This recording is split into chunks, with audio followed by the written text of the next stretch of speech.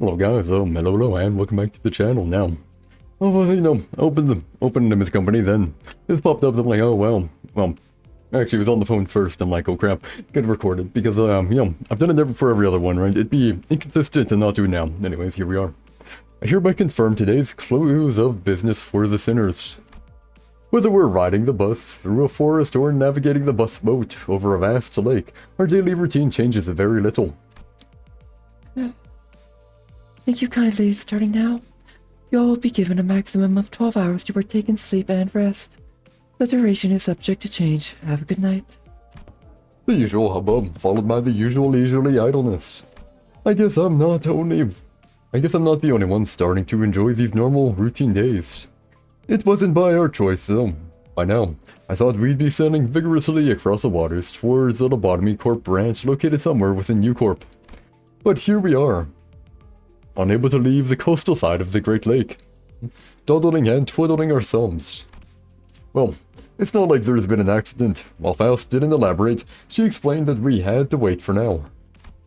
If I were to hazard a guess, we were waiting here to complete some kind of entry procedure like we did at K-Corp. Either that, or we're waiting for someone, probably the before team, to get in touch with us. Which brings us here, surrounded by nothing but endless water. The sinners chattered about inane subjects before complaining about this immense boredom. But deep down, we were all exhausted from the unending onslaught of physically and emotionally draining happenings. Deep down, we all knew these leisurely days would not last. So we each elected to enjoy this brief maritime. Don't say that word too often, but whatever. So we each elected to enjoy this brief maritime respite in our own ways. I think I need to work. Oh no, oh no, oh no. Can't be this one. Okay, I have to get the water. I did not know. The other thing, I didn't do a read or check off in the beginning, and I'm like, oh, had the cutscene? Okay, close out of the game because I didn't want to see it. I don't want to spoil it, right? Oh, whatever. This year. If thou needest mine assistance. As I have made myself... No, well, to do it here. As I have repeatedly made myself clear, I am quite alright. Thy countenance for turning thy contents within thy stomach is alike with such vigor. Say as otherwise. Except for you saying, who had a surprisingly low tolerance for seasickness. This voyage was proving to be rather uneventful. Yiseng, the day's over. You can go back to your room now. Oh, my bad. Said it wrong. Oh, shall I finally be freed from the suffering? Seriously, I told you that you could rest in your room if you wanted. Our fellows must also have their share of suffering. I cannot, in good faith, take comfort only for myself. You're the one with the biggest share of suffering right now. Well, I wish that he'd be more reasonable with himself. I could see where he was coming from. I thought better of it than to try to convince him otherwise. I instead chose to help Yiseng to his room. I thank you, Dante. Then, until later. I waved at him and watched until he stumbled into the room and closed the door behind him. Then I shall seek my respite as well, Manager Esquire. Oh man, Eric. Yeah, rest well. Don Quixote walked into the same door that Yiseng had walked into. I could get a blurry glimpse into her over... No, my bad. Don Quixote walked into the same door that Yiseng walked into. I could get a blurry glimpse into her room over her shoulder. I couldn't get a good look at it, but it was certainly not the same room Yiseng had walked into. I see these doors every day, but I still don't get it. I should probably be used to this by now, but it's still pretty fascinating how the rooms changed based on who opens the doors. I turned, leaving their shut door behind, ready to return to my room. I have a room. That one mine. I guess not, hey. There's a door immediately to the right side of that demarcation of the corridor we're not allowed to cross. Within that door is a space somewhat different from the sinner's rooms. In there were the wooden door to my room and the metal door leading into the mirror dungeons. Oh. Wait, they have to go... Oh, I see. These are... Oh. Wait, there's actually like, in there. That's actually a pretty cool detail. Wow. The doors leading to the excavation dungeon and the recently opened door to the refraction railway also come into view. No new doors yet. For no reason in particular, I creak those doors open and take a quick peek inside to see if anything changed. Well, I've never actually managed to catch any changes myself, but who knows? Maybe I'll notice something worth keeping to myself, which I should probably report to Faust. Something must have caught wind of my rather mischievous thought. An ear-splitting siren blares all the way here from the other end of the bus. It was loud.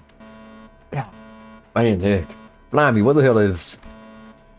How to do it again? Oh, yeah. Oh boy, is this again? Oh boy, this again. M.E. Kill the volume. M.E. Kill the volume. No, bother again.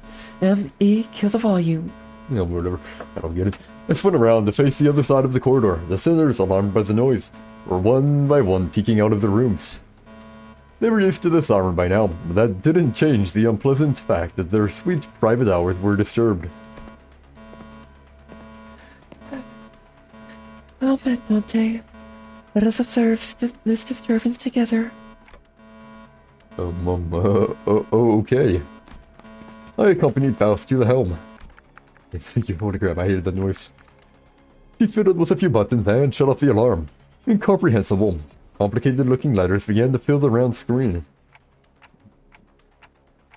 Is that a new room? Even Faust needs a moment to decipher.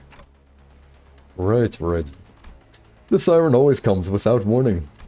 And with it appeared the mirror dungeons, the excavation dungeons, and the refraction railways.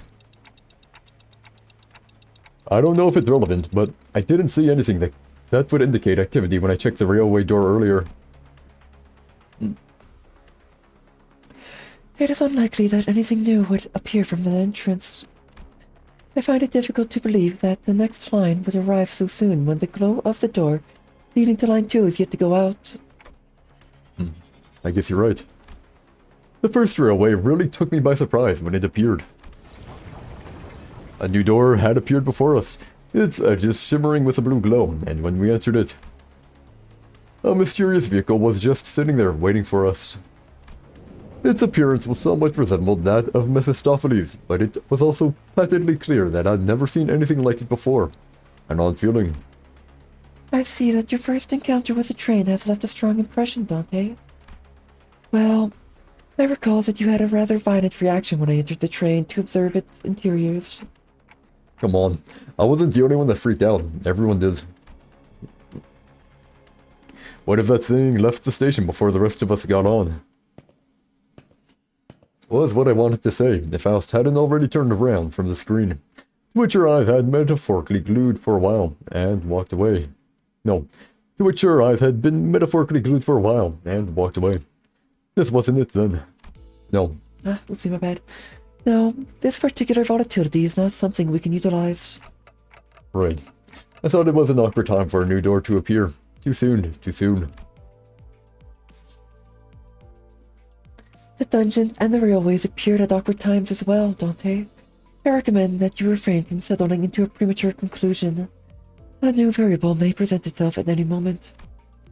Moreover, if this volatility has triggered an alarm in Mephistopheles' engine, then it naturally follows that a new door has appeared at an indeterminate location down the corridor.